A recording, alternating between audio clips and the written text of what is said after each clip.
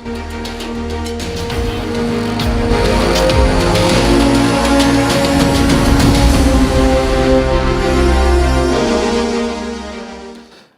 स्वागत है आपका संसद टीवी पर। मैं हूं मनोज वर्मा और आप देख रहे हैं हमारा खास कार्यक्रम मुद्दा आपका। मुद्दा आपका में आज हम बात करेंगे गुजरात में 7वीं बार बीजेपी सरकार के शपथ ग्रहण की। गुजरात में एक बार फिर से बीजेपी सरकार का गठन हो गया है। बीजेपी नेता भूपेंद्र पटेल ने सोमवार को फिर से गुजरात के मुख्यमंत्री पद की शपथ ग्रहण की। राज्यपाल आचार्य देवव्रत ने भूपेंद्र पटेल को राज्य के 18वें मुख्यमंत्री के रूप में शपथ दिलाई। भूपेंद्र पटेल के अलावा 16 विधायकों ने भी मंत्री पद की शपथ ली। इनमें कई चेहरे नए हैं तो कई अनुभवी। मंत्रिमंडल के गठन में जाति, समाज और क्षेत्र का खास तौर पर ध्यान रखा गया है। शपथ ग्रहण समारोह में प्रधानमंत्री नरेंद्र मोदी, गृह मंत्री अमित शाह, भाजपा अध्यक्ष जेपी नड्डा सहित कई राज्यों के मुख्यमंत्री और केंद्रीय मंत्री शामिल हुए। गुजरात में भाजपा ने 182 विधानसभा सीटों में से 156 सीटों के साथ जीत का नया रिकॉर्ड बनाया है। इसलिए गुजरात में भाजपा सरकार का शपथ ग्रहण खास मायने रखता है। सामाजिक राजनीतिक दृष्टि से क्या है संदेश, क्यों है महत्वपूर्ण, विकास की दृष्टि से क्या रहेगा लक्ष्य, इन्हीं मुद्दों पर चर्चा करेंगे। चर्चा करने के लिए खास मेहमान मेरे साथ जुड़े हुए हैं, मौजूद हैं। उनसे मैं चर्चा करूंगा, समझने की कोशिश करूंगा। वरिष्ठ पत्रकार केतन जोशी जी हमारे साथ जुड़े हुए हैं। केतन जोशी जी, आपका स्वागत है संसद टीवी पर। और साथ ही राज्यसभा के सांसद जुगल सिंह ठाकुर जी हमारे साथ इस समय स्टूडियो में मौजूद हैं। जुगल सिंह जी, आपका स्वागत है संसद टीवी पर। और मैं आप ही से ही इसकी शुरुआत करूंगा। गुजरात में 7वीं बार बीजेपी सरकार और बीजेपी सरकार का शपथ ग्रहण, क्या है इसका संदेश, क्या है इसके मायने? देखिए, ये माननीय प्रधानमंत्री नरेंद्र मोदी जी और जिस तरह भारतीय जनता पार्टी के जो कार्य कर रहे हैं वो जनता से के साथ जुड़े हुए हैं जी। और जनता के साथ जुड़े रहने के साथ साथ हमारा कमिटमेंट रहता है कि हम जो काम हाथ पे लेते हैं या तो जो करना चाहते हैं वो काम करके दिखाते हैं। और जिस तरह गुजरात की जनता भली भांति जानती है कि कोरोना की वैश्विक महामारी हो या तो इसको विकास की बागडोर के अंदर कोई संभाल सकता है तो वो भारतीय जनता पार्टी और माननीय भूपेंद्र भाई पटेल साहब संभाल सकते हैं। तो वो जन आदेश जो हमको मिला है वो केवल गुजरात की जनता का मैं आपके माध्यम से उनका आभार व्यक्त भी करता हूँ। साथ में माननीय प्रधानमंत्री नरेंद्र मोदी जी, अमित शाह जी, यहाँ से हमारे जेपी नड्डा जी, यहाँ काफ़ी सारे मंत्रिमंडल, वहाँ के भी हमारे काफ़ी भूपेंद्र भाई पटेल, CR पाटिल जी, वो सब एक साथ जुड़े और छोटा से छोटा कार्यकर जुड़ के लोगों को बीच रहे, इसीलिए हम ये जनादेश हमको मिला है। जी। जुगल सिंह जी, लेकिन एक बात मैं जानना चाहता हूं आपसे कि भूपेंद्र पटेल जी के नेतृत्व में दोबारा बीजेपी की सरकार, यानी भूपेंद्र पटेल जी को दोबारा मुख्यमंत्री पद का दायित्व सौंपा गया है, जिम्मेदारी सौंपी गई है पार्टी की तरफ से, इसके पीछे कोई खास वजह? नहीं, देखिए, हमारा एक कमिटमेंट रहता है। पहले भी हम चुनाव जब लड़ रहे थे तो चीफ मिनिस्टर का चेहरा कौन रहेगा, तो भूपेंद्र पटेल जी का चेहरा हमने उनके सानिध्य में ही चुनाव जीतना है और लड़ना है। तो उनको कह के ही हम लड़े थे और उनको ही इसीलिए हम भूपेंद्र भाई पटेल को चीफ मिनिस्टर का घोषित किया गया, हमारी पार्टी ने किया उनको। जी। पाटीदार समाज से खास तौर से वो आते हैं, तो आप इसको कैसे देखते हैं? अगर सामाजिक दृष्टि से मैं बात करूं, क्योंकि पाटीदार समाज का जो गुजरात की राजनीति में योगदान है, जो महत्व है, उसको आप बेहतर जानते हैं। जी। देखिए, हमारी पार्टी में कोई ज्ञाति जाति का समीकरण नहीं होता है। हम ज़्यादातर हमारा जो क्षेत्र के अंदर जो पार्टी के काम करता है, पार्टी हमारा जो डिसीजन लेती है, जैसे ये अच्छी बात आपने मुझे पूछी है तो मैं बताता हूँ कि आप देखेंगे कि यही चीफ मिनिस्टर थे और पुराने हमारे 24 हमारे विधायक जो थे वो मंत्री थे जी। आज आप देखिए कि आज नई सरकार बनी है, 156 हमारे विधायक जीते हैं, फिर भी हमने छोटा मंत्रालय, और ये हमारे ज्ञाति जाति से नहीं, हर एक को मतलब जो काम कर सकता है, मतलब पूरे 156 भी काम कर सकते हैं, पर जिनको दायित्व दिया गया है उनको चुन चुन के कि वो एक हमारा रोड मैप रहता है कि आज से 25 साल तक हमें क्या काम करना है, उसी तरह का ये माननीय प्रधानमंत्री नरेंद्र मोदी जी और हमारी टीम ने जो हमारी मौड़ी मंडल करके हमारी दिल्ली से केंद्रीय जो होती है, उन लोगों ने डिसाइड किया है कि भाई ये 17 लोगों को एक टीम बना के, वो टीम गुजरात की पूरी आने वाला 25 सालों का वो रोड मैप बनाएगी और वो काम जिस तरह विकास हो रहा है वो करते रहे, सदंतर विकास करती रहेगी। जी बिल्कुल। वरिष्ठ पत्रकार केतन जोशी जी भी हमारे साथ जुड़े हुए हैं। केतन जोशी जी, मैं आपसे जानना चाहता हूं, जाहिर सी बात है जब बात मंत्रिमंडल का गठन होता है, गुजरात में 7वीं बार बीजेपी की सरकार बन रही है, इस मंत्रिमंडल के सामाजिक राजनीतिक संदेश क्या हैं, कैसे देखते हैं आप? देखिए, सामाजिक और राजनीतिक परिप्रेक्ष्य में अगर हम देखें तो जुगल जी जो सांसद है, मैं भी महसाणा से ही हूँ और जुगल जी राज्यसभा सांसद है, वो भी महसाणा से ही जनप्रतिनिधित्व करते हैं।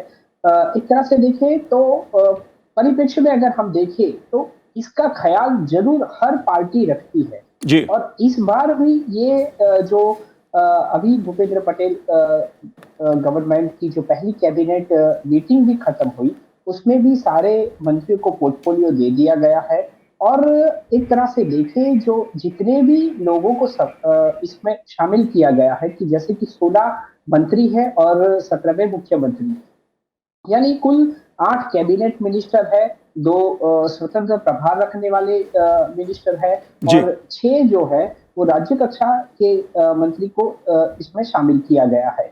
यानी पिछली बार जो 24 लोग थे और इस बार 16, यानी मिनिमम गवर्नमेंट और मैक्सिमम गवर्नेंस, यानी यही जो मोदी सरकार ने पहले भी यही सूत्र अपनाया था जब विजय रूपाणी जी थे राज्य में मुख्यमंत्री, तब भी उनकी जो पहली पारी थी वो इसी तरह से चली हुई थी।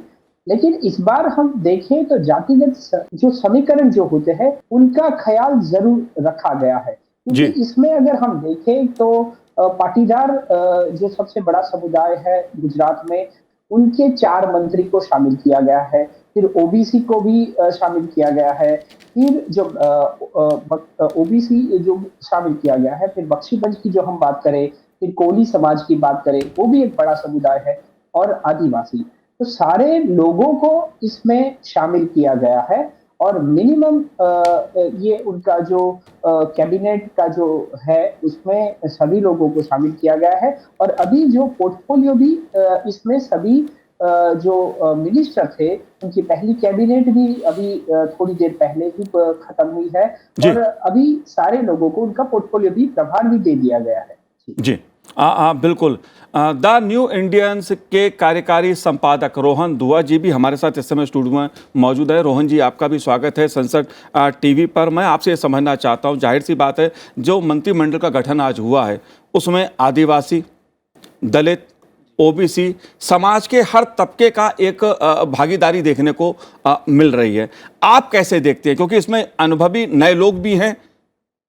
बिल्कुल, मैं इनफैक्ट आपको एक बात की भूपेंद्र जी को मुबारक भी दूंगा कि जिस तरीके से प्रचंड जीत हुई है, बहुमत से आए हैं, 150 से ऊपर सीटें एग्जिट पोल्स ने तो दिखाई थी, लेकिन उसके बाद एक कई बारी आपके अंदर इतना आक्रोश आ जाता है कि आप कास्ट कॉम्बिनेशन को जल्दी भूल जाते हैं।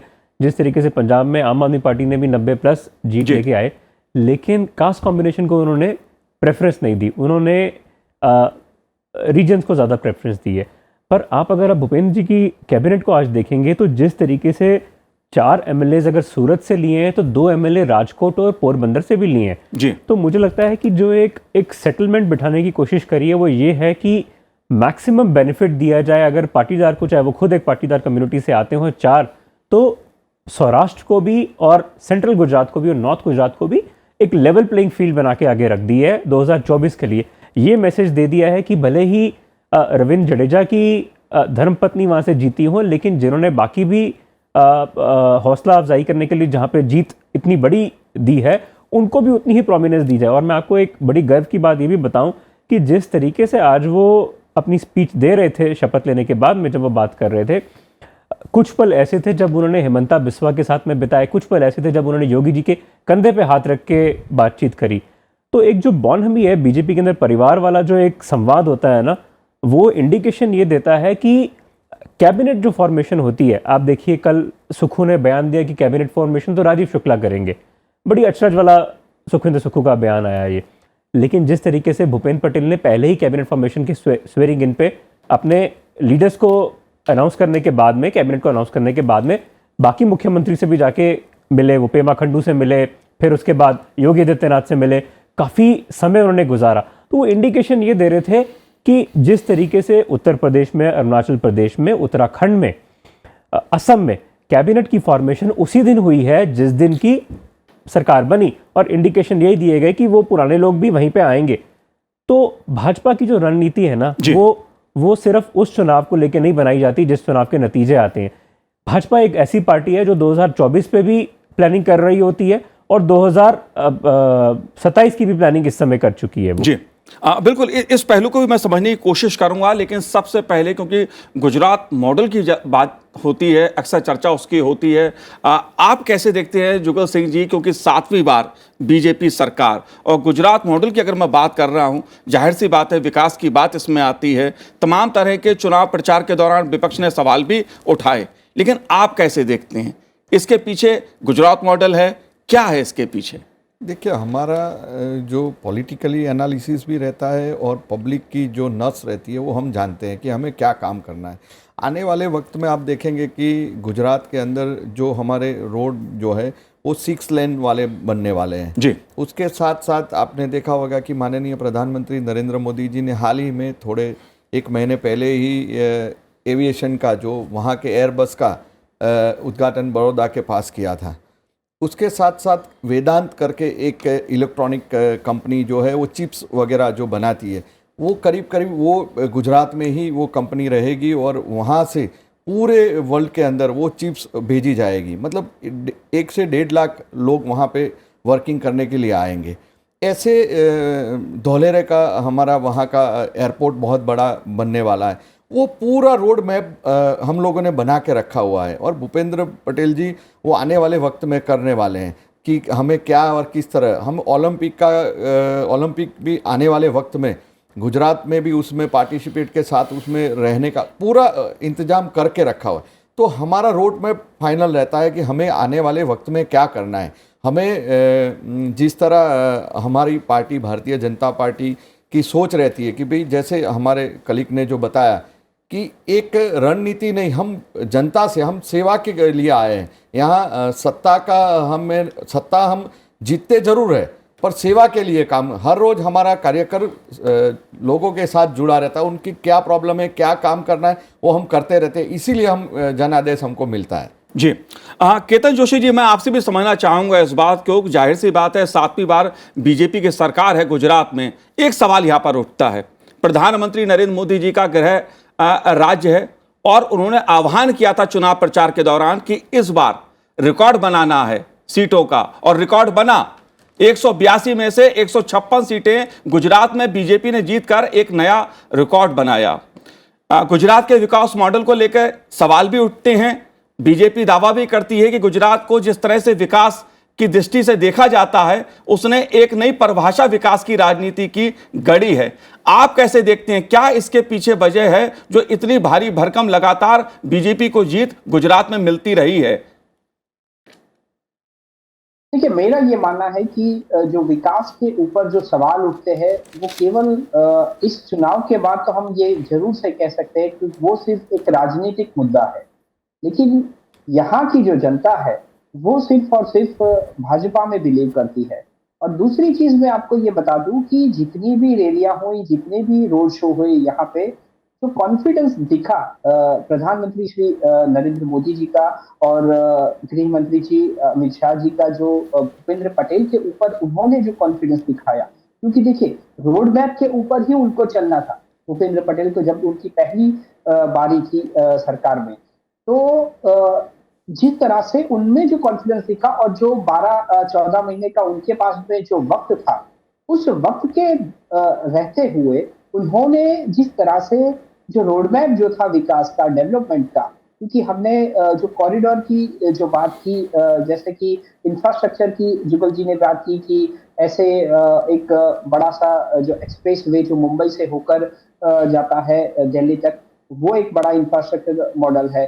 फिर बिजनेस की हम जो बात करें, जो वेदांता की जो उन्होंने बात करी, फिर आर्सेलर मित्तल की, और फिर मारुति, और जो बड़ी एयरबस कंपनी जो है वो भी गुजरात में आने वाली है। तो ये सारी चीजें जो है वो गुजरात की जनता जानती है। और यात्रा धाम जो हमने देखा कि सोमनाथ का किस तरह से डेवलपमेंट हुआ, उसके बाद में जब प्रधानमंत्री जी दिल्ली चले गए, उसके बाद उन्होंने वाराणसी, फिर उज्जैन का जो महाकाल मंदिर जो था, तो एक तरह से हमने जो यात्रा धाम का जो कॉरिडोर है, क्योंकि गुजरात में भी ये कॉरिडोर चलता ही रहता है, जैसे अंबाजी का हमने देखा, फिर पावागढ़ का देखा। तो गुजरात की जनता विकास में मानती है, और रोड की तो हम पहले से ही नंबर 1 थे पूरे देश में। अगर हम बात करें तो धीरे धीरे से जो डेवलपमेंट होता रहा, उसके चलते ये 156 आई है। क्योंकि ऐसे ही 156 सीट्स नहीं आई, क्योंकि जो राजनीतिक पार्टी है वो सिर्फ विकास को मुद्दा बनाती है, और छोटी छोटी जो चीजें जो उसमें लूपहोल्स रहते हैं डेवलपमेंट में, क्योंकि लूपहोल्स हर जगह रहते हैं, लेकिन उसको अगर आप मुद्दा बनाएंगे तो जनता बखूबी समझती है। और इसीलिए और उसी वजह से जो कॉन्फिडेंस भूपेंद्र पटेल जी में जो दिखा है, पाटीदार समाज का वो प्रतिनिधित्व भी करते हैं, तो बेशक से हम कह सकते हैं कि ये सारे जो पहलू जो दिखे, उसी की वजह से आज गुजरात में एक कॉन्फिडेंस के साथ वो आगे बढ़े हैं। क्योंकि शपथ विधि में भी हमने देखा, शपथ ग्रहण समारोह जो हुआ, उसमें भी वो कॉन्फिडेंस एक तरह से दिखा। क्योंकि पहले जो उनकी जो 14 महीने की जो सरकार थी, उसमें वो सिर्फ काम ही करते रहे, ज्यादातर वो बोलते नहीं है। इसीलिए प्रधानमंत्री जी उनको मृदुभाषी कहते हैं। जी बिल्कुल, रह के वो आगे चलने वाले मुख्यमंत्री है। बिल्कुल। रोहन जी, अगर इस गुजरात विधानसभा चुनाव की मैं बात करूं, जाहिर तौर पर जिस तरह के परिणाम सामने आए, जिस तरह की बीजेपी को जीत मिली है, उससे एक बार जो 24 का लक्ष्य है बीजेपी का, उसमें कम से कम गुजरात की दृष्टि से मैं कह सकता हूं कि फिर से विपक्ष का सफाया वहां पर बीजेपी ने पहले ही कर दिया है। लेकिन प्रधानमंत्री जी का जो नेतृत्व है, खासतौर से गुजरात में, वो चाहे चुनाव प्रचार का हो, प्रधानमंत्री के रूप में गुजरात के लोगों का स्वाभिमान और उनका जुड़ाव हो, आप कैसे देखते हैं प्रधानमंत्री जी की भूमिका, और आगे 24 के लक्ष्य जो है उसमें गुजरात की भूमिका को आप कैसे देखते हैं? देखिए, मैं आपको एक बड़ी गर्व की बात बताऊंगा कि प्रधानमंत्री उन नेताओं में से आते हैं जो अपनी पिछली पीढ़ी के भी नेताओं को सम्मान देते हैं भाजपा में, और अपने आगे आने वाली पीढ़ी को भी सम्मान देते हैं। कैसे, वो मैं आपको बताता हूँ क्यों इतना प्यार है। आप देखिए, साबरमती रिवर फ्रंट पे अटल ब्रिज है। हिमाचल में भले ही चुनाव हार गए, ठीक है, वो एक अलग बात है, अलग विषय है। ऐसा नहीं है कि वहाँ पे फाइट नहीं हुई, वहाँ पे भी इतनी महत्वपूर्ण टनल बनाई, लेकिन सम्मान दिया अटल बिहारी वाजपेयी जी को। अटल टनल बनाई। क्यों हिमाचल के साथ में इतना सम्मान है? क्यों आज की डेट में भी उत्तराखंड में सरकार वापस आई भाजपा की? 2 कारणों से। क्योंकि प्रधानमंत्री ही एक ऐसे इतने बड़े कद पे एक अकेले नेता है जो बार बार केदारनाथ पे जाते हैं। भगवान शिव की आराधना करनी कोई मामूली बात नहीं है। आप इतनी ऊंचाई पे 72 साल की उम्र पे आप बार बार वहाँ पे जाते हैं, प्रोजेक्ट्स लॉन्च करने गए। उसी प्रकार से गुजरात में प्रधानमंत्री ने, मैं कहूँगा, ना कि सिर्फ प्रधानमंत्री होने की हैसियत से, लेकिन क्योंकि वहाँ से एमएलए इलेक्ट होते हुए आए इतनी बारी। आप देखिए, भरूच देखिए, भावनगर देखिए, महसाना देखिए, आनंद देखिए, अहमदाबाद देखिए, चाहे सूरत की डायमंड सिटी हो, वहाँ पे एंट्रेंस बनवाई हो, चाहे राजस्थान जाने वाली, अब अबू जाने वाली अभी जिक्र कर रहे थे, वो सड़क बनवाई हो, यहाँ तक कि अशोक गहलोत को साथ में बैठा के, राजस्थान के मुख्यमंत्री को साथ में बैठा के, एक ऑपोजिशन के नेता को साथ में बैठा के वो प्रोजेक्ट को लॉन्च किया। तो अपने प्रोजेक्ट्स को बड़े पर्सनलाइज टच देते हैं। केदारनाथ को पर्सनलाइज टच दिया, जहां से प्रेम है उनका। 2019 के चुनाव से उन्होंने बड़ी एक वहां से बैठ के वीडियो लॉन्च करी, जिसमें बोला बार बार आने का मेरा मन कर जाता है। तो कोई नेता अगर इतने इमोशनल होकर बात कहता है, तो जाहिर है कि जो लोगों का पर्सनलाइज टच है ना, वो लोकसभा हो या विधानसभा हो। इस चुनाव परिणाम से, इस शपथ ग्रहण से एक बात तो साफ है, जिस तरह से आज भी प्रधानमंत्री नरेंद्र मोदी जी ने जिस तरह से लोगों का प्रणाम किया, झुककर प्रणाम किया, और लोगों ने जिस तरह से प्रधानमंत्री जी का अभिनंदन किया, तालियां बजाकर अभिनंदन किया, वो अपने आप में एक संदेश देता है कि गुजरात की जनता का, बिल्कुल, गुजरात की जनता का प्रधानमंत्री जी पर और प्रधानमंत्री का गुजरात की जनता पर कितना विश्वास है, कितना अधिकार है। लेकिन एक सवाल मैं जुगल सिंह जी आपसे समझना चाहता हूं आदिवासियों को लेकर, क्योंकि गुजरात में आदिवासी राजनीति भी इस बार खासी देखने को मिली। इस मंत्रिमंडल में आदिवासी के लिहाज से, आदिवासियों की वनवासियों की भागीदारी के लिहाज से क्या कुछ खास है, क्या नया है, कितने लोगों को भागीदारी मिली है? देखिए, ये आपने ये पहले तो मैं आपका जो सवाल है मैं उसका जवाब तो दूंगा ही दूंगा, पर आपने एक अच्छी बात की कि माननीय प्रधानमंत्री नरेंद्र मोदी जी ने झुक के सब आपने देखा होगा कि टीवी के माध्यम से उन्होंने झुक के सबको का प्रे जैसा किया, और जिस तरह वो झुके, आप देखिए इतने बड़े ओहदे पे होने के बावजूद भी कोई आदमी, मतलब ये महान आदमी की बात ही एक अलग रहती है। वो हमारे बीच ऐसे आदमी है, वो हम गर्व जैसी बात है जो राहुल जी ने बताया उस तरह का। दूसरी बात है कि आदिवासी का हमारा कोई हर एक तबके को कोई भी आदमी हो, क्योंकि सबका साथ सबका विकास और सबको साथ लेके चलना है। आपने देखा होगा कि ये जो ट्राइबल एरिया जो है, उस एरिया के जो सीटें जो भारतीय जनता पार्टी को जो मिली है वो पहले नहीं मिलती थी जी। तो हम सबको साथ लेके चलते हैं। मंत्रिमंडल में भी हमारे साथ मंत्री 2 लिए हैं वहाँ के, और उस तरह का वहाँ का विकास जो हमें करना है आने वाले वक्त में हर एक जगह का, ऐसे नहीं कि एक छोर को हर एक जगह पे। जैसे हमारा समुद्री मार्ग बहुत बड़ा है तो उसको भी डेवलप करना है, हमारा जंगली मार्ग ज़्यादा है तो उसको भी डेवलप करना है। उस सबको साथ लेके आने वाले 25 साल का रोड मैप हमारे पास पड़ा है। जी, जाहिर सी बात है, रोहन जी जैसा अभी कहा कि सबको साथ लेके बीजेपी चलती है। ठीक है, बीजेपी सबको साथ लेके चलती है, लेकिन आदिवासी क्षेत्रों में बीजेपी को पहले इतनी सीटें नहीं मिलती थी, इसलिए मंत्रिमंडल में भी इस बार हमें हिस्सेदारी ठीक ठाक देखने को मिल रही है।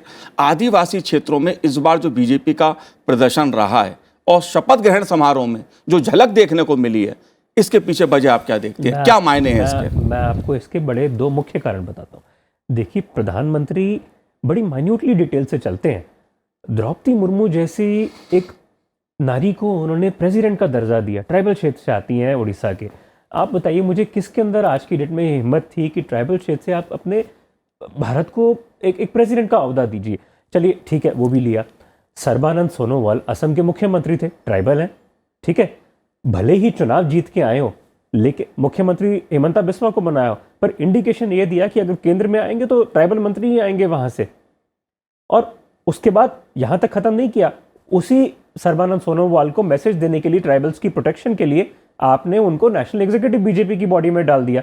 तो आप इंडिकेशन तो समाज को भी दे रहे हैं और आप भारत को भी दे रहे हैं कि ट्राइबल कहीं पे पिछड़ा नहीं रहा जी। अब वो दौर निकल गया जहां पे फिक्सिंग हुआ करती थी कैबिनेट बर्थ्स की। अब ट्राइबल को भी उतना ही सम्मान मिलेगा जितना कि बाकी वर्गों को मिलेगा, और क्यों ना मिले जी, क्यों ना मिले, गर्व से मिलना चाहिए। जहां पे अगर द्रौपदी मुर्मू एक विधवा नारी होने के बावजूद हम प्रेसिडेंट की तौर पे हम देखते हैं तो हमें गर्व होना चाहिए उस बात का। जी बिल्कुल। और इसीलिए गुजरात में जो आज भूपेंद्र पटेल मंत्रिमंडल का शपथ ग्रहण समारोह हुआ, बीजेपी की 7वीं बार सरकार गुजरात में बनी, इसके अपने सामाजिक, राजनीतिक, सियासी मायने हैं। जाहिर तौर पर लक्ष्य विकास का है, लेकिन सियासी संकेत 2024 के भी खासे मायने रखते हैं। आप तीनों ने इस कार्यक्रम में भाग लिया, आपका बहुत बहुत शुक्रिया। संसद टीवी से बात करने के लिए बहुत बहुत धन्यवाद। तो हमारे इस कार्यक्रम में इतना ही, मुझे दीजिए आज्ञा, नमस्कार।